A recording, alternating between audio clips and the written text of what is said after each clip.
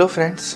तो आज की कहानी है एक प्यारी सी बच्ची के बारे में। वो अपने पेरेंट्स की एक इकलौती प्यारी बच्ची होती है, लेकिन प्यार के साथ साथ बहुत ज़्यादा गुस्सैल भी होती है, बहुत ज़्यादा ज़िद्दी होती है। उसे बात बात पर गुस्सा आता है, कभी कभी तो वो चीज़ों को भी फेंक देती है। इस कदर गुस्सा आता है कि कोई भी चीज़ हाथ में आई उसको भी फेंक दिया। पेरेंट्स इस बात से बड़े परेशान, किसी से डिस्कस करें, किसी से बात करें तो वो कोई बोले कि थोड़ा इसको डांटो, थोड़ा समझाओ, थोड़ी पिटाई करो, इसका गुस्सा कम हो जाएगा। पेरेंट्स ने ये करके भी देख लिया, लेकिन उसमें कुछ भी सुधार नहीं आया। तो उन्होंने उसकी टीचर से, जो उसे ट्यूशन पढ़ाती थी, उससे ये डिस्कस किया, क्योंकि एक टीचर ही थी जिसकी वो थोड़ी बहुत बात मानती थी। उन्होंने उसके टीचर से डिस्कस किया कि बच्ची इस तरह से हरकतें कर रही है, हम बहुत परेशान हैं, बहुत ज़्यादा ज़िद्दी हो गई है, बहुत ज़्यादा गुस्सा करती है, आखिर हम करें तो करें क्या। टीचर बहुत अच्छी होती है, उन्होंने कहा आप परेशान मत होइए, मैं कोशिश करूँगी और इंशाल्लाह आपकी बच्ची में ज़रूर सुधार आएगा। अब वो जैसे ही नेक्स्ट डे ट्यूशन पढ़ने के लिए जाती है, उसकी टीचर कहती है कि आओ बेटा, आज हम एक गेम खेलेंगे। अब बच्चों से अगर आप गेम की बात करो तो वो तुरंत बहुत ज़्यादा खुश हो जाता है। वो भी इसी तरह से खुश हुई कि आज तो पढ़ाई वढ़ाई नहीं होगी, आज तो कुछ गेम खेला जाएगा। बच्ची बहुत ज़्यादा खुश हो जाती है। वो कहती है मैम बताइए, जल्दी बताइए क्या गेम है, क्या खेलना है। उन्होंने एक बोर्ड लिया लकड़ी का, और लकड़ी का बोर्ड लेने के बाद हाथ में एक उनके हथौड़ी थी, छोटी छोटी कीलें थी। तो लड़की को लगा कुछ स्पेशली गेम होगा आज मेरे साथ में। उन्होंने कहा ठीक है, बताइए मैम, जल्दी बताइए। तो उन्होंने उस लकड़ी के बोर्ड को दीवार पर टांग दिया। और लड़की से कहा बेटा, गेम ये है कि आपको जब भी गुस्सा आए, इस पन्नी में से आपको एक कील निकालनी है और इस बोर्ड में जाकर के हल्की सी ठोक देनी है, ज़्यादा नहीं, बस थोड़ी सी। मैंने कहा मैडम ठीक है, बहुत अच्छी बात है, और जब आप ये गेम कंप्लीट हो जाएगा तो फिर आपको इनाम मिलेगा। बच्चा बहुत खुश। पहले दिन उसे जितनी बार भी गुस्सा आया उसने कील ठोकी, और उसे करीब 8 से 10 बार गुस्सा आया, 8 से 10 कील पहले दिन ही ठोक दी। दूसरे दिन उसने 7-8 कील।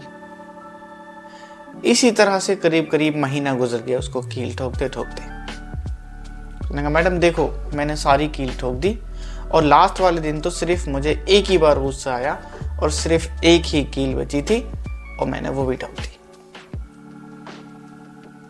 कहा देखो, मैंने आपका ये गेम कंप्लीट कर दिया। मैडम ने कहा बेटा, अभी ये कंप्लीट नहीं हुआ है, अब आपको ये करना है कि अब आपको गुस्सा आना कम हो गया है।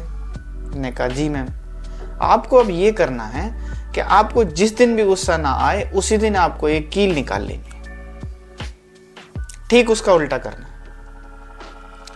मैंने कहा ठीक है मैम। तो धीरे धीरे उसको लगभग उन कीलों को निकालने में 2 महीने लग गए, क्योंकि गुस्सा तो ज़्यादा आता था, महीने तो लगाने में लगे, तो उसको लगभग 2 महीने उन कीलों को निकालने में लग गए। फिर वो मैम के पास गई कि मैम देखो, मैंने आपका तो गेम कंप्लीट कर दिया, मैंने तो कीलें निकाल भी दी सारी। और बच्चे को कोई एक्टिविटी कराओ तो बहुत ज़्यादा खुश हो जाता है। हमने कहा शाबाश, उसकी पीठ थपथपाई। मैंने कहा बहुत अच्छा काम किया आपने। उसको एक चॉकलेट भी दी लड़की को, और ज़्यादा खुश हो गई, और वो उन्हें फिर पढ़ाने लगी। मैडम ने कहा कि बेटा गेम तो कंप्लीट हो गया आपका, और आपने जीत भी लिया। मैंने कहा जी मैम, चलो आप मेरे साथ। वो बच्चे को उठा के बोर्ड के पास लेके गई। उसने कहा बेटा, आपने कीलें निकाल दी सारी? कि जी। इसमें कीलें तो नजर नहीं आ रही? कि जी नहीं। इसमें आपको कुछ और दिखाई दे रहा है? कि नहीं मैम, बोर्ड रह गया बस। कि नहीं, बोर्ड के अलावा भी क्या आपको कुछ और नजर आ रहा है? अब बच्ची ने ध्यान से देखा।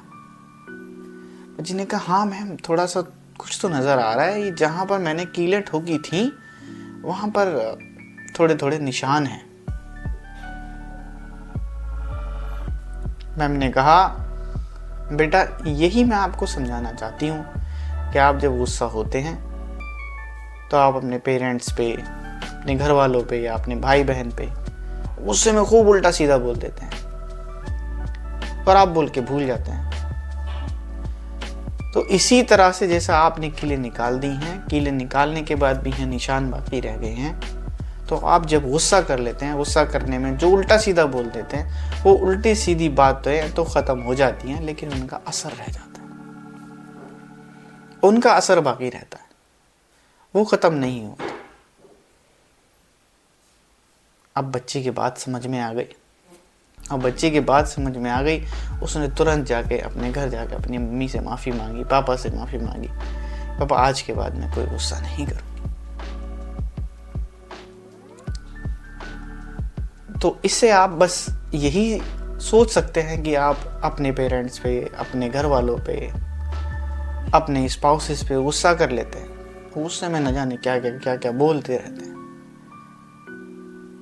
बातें तो वो ख़त्म हो जाएंगी लेकिन उनके जो ज़ख्म हैं वो बहुत मुश्किल है उनको भरना। तो कोशिश करें कि ऐसे ज़ख्म ना दिए जाएं, ऐसा उल्टा सीधा ना बोला जाए कि भूलने में उन्हें दिक्कतें आए। तो इसी तरह से मैं ये कहता हूँ कि 2 पल के गुस्से से सारी उम्र का रिश्ता बिखर जाता है और होश तब आता है जब सारा वक्त ही निकल जाता है। तो इस कदर नाराज़गी, इस कदर गुस्सा, इस कदर बदजुबानी ठीक नहीं कि आप उसे के सामने वाला उसे भुला ना सके। थैंक यू दोस्तों, बहुत बहुत शुक्रिया। मैं आप सभी से यही कहूँगा कि please subscribe my channel, like करें, कमेंट करें